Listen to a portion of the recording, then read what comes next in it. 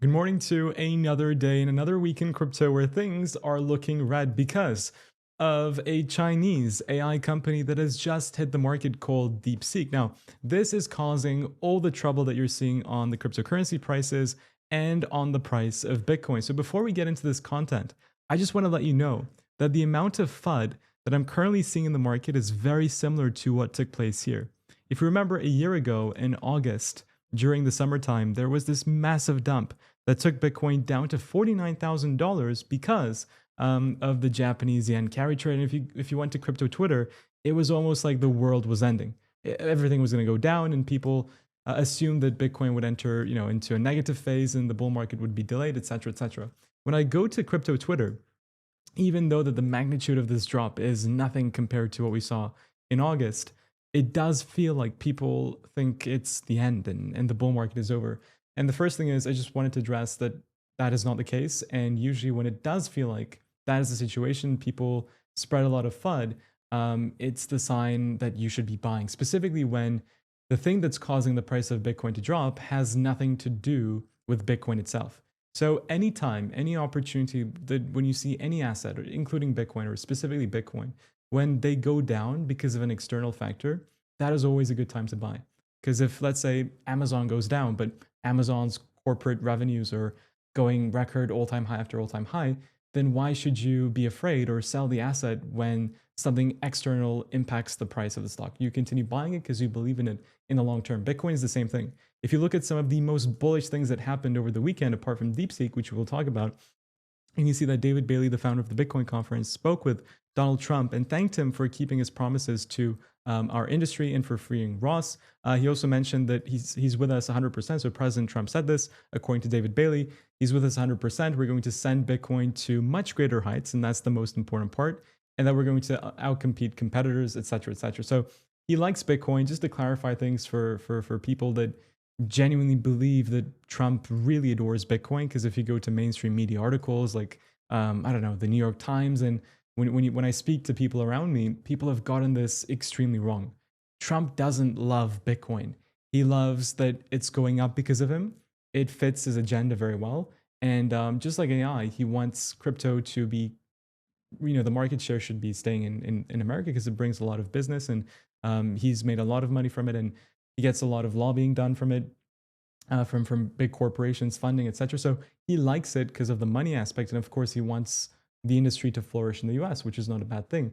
But does he really love Bitcoin, and does he really understand Bitcoin? Well, clearly no, because he launched his own coin, his own meme coin. And if he was really a Bitcoin maximalist and Bitcoin first, that wouldn't have been on his agenda. So FYI, Trump is amazing for Bitcoin, but he's not a person that really understands Bitcoin. If my point makes sense, of course, it's very controversial and you may disagree with me, which is completely fine. But this is just my personal opinion as crypto kid. And looking at the file, look, Arthur Hayes mentioning that the price will go down to 70 to 75. I don't think that's going to happen. But look, us going higher at the end of this year, I completely agree with. This is just a short-term consolidation. Nothing really has changed at all. If you go to the weekly picture, you can see that you have these minor consolidation phases for Bitcoin and parabolas.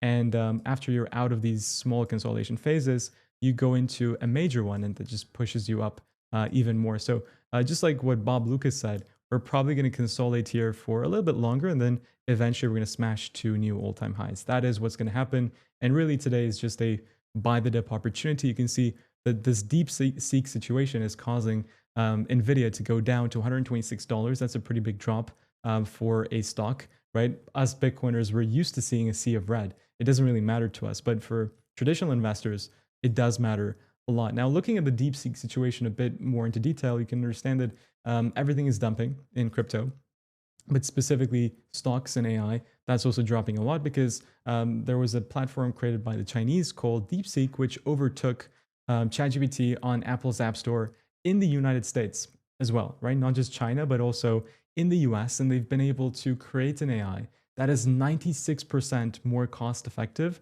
than ChatGPT. And it's outperforming ChatGPT in every single sector possible, apart from coding. And that's remarkable because they've done this in just a matter of 3-4 months, and they employ like 20 times less than OpenAI. So I thought it is very interesting.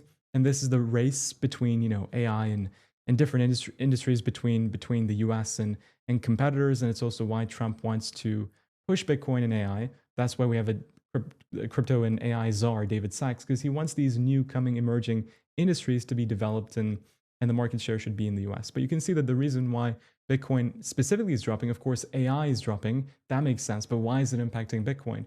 Well, it is because the S&P 500, which is very much correlated with Bitcoin's price action, is experiencing a major drop, and this is led from the S&P going up majorly because of tech and AI companies. Over the past few months, you can see that this is Nvidia that's been printing a lot of gains, and then you have Meta and you have Tesla and different tech-specific companies going up, pushing the S&P to new all-time high after new all-time high. Now, if there's bearish news about tech and AI in general, then that's going to cause the overall index to be slipping to the downside, and that includes Bitcoin. So there's nothing too much to be concerned about. Like I said, Bitcoin is dropping, nothing because of Bitcoin. Like the Bitcoin network is still functioning, and news about Bitcoin specifically is as bullish as ever. So there's nothing too much to be worried about in terms of the cycle too.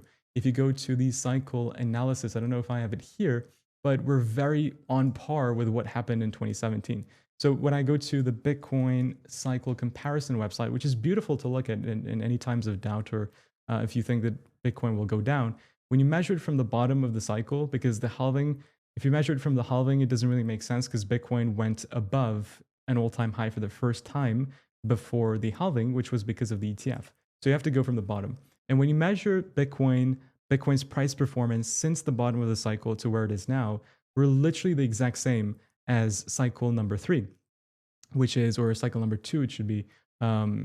That's between 2015 and 2019. So if you look at the pink price line chart, you can see that we're literally following it exactly.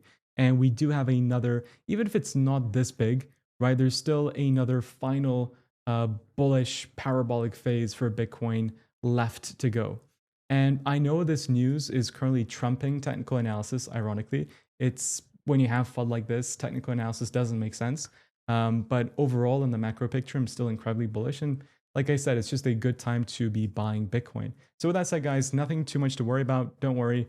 It's a short-term dip. And if you can accumulate, then that's perfectly well. When it comes to leverage positions, it's crypto. Sometimes you take a hit, sometimes you win. The important thing is winning more than you lose. And that's the goal of a trader. So stay safe. Don't go crazy with leverage, and try to accumulate the dip if you have cash on the side. But with that said, guys, thank you so much for watching. Have a fantastic day, and I'll see you all on the next video very soon. Thank you, guys. And as always, bye.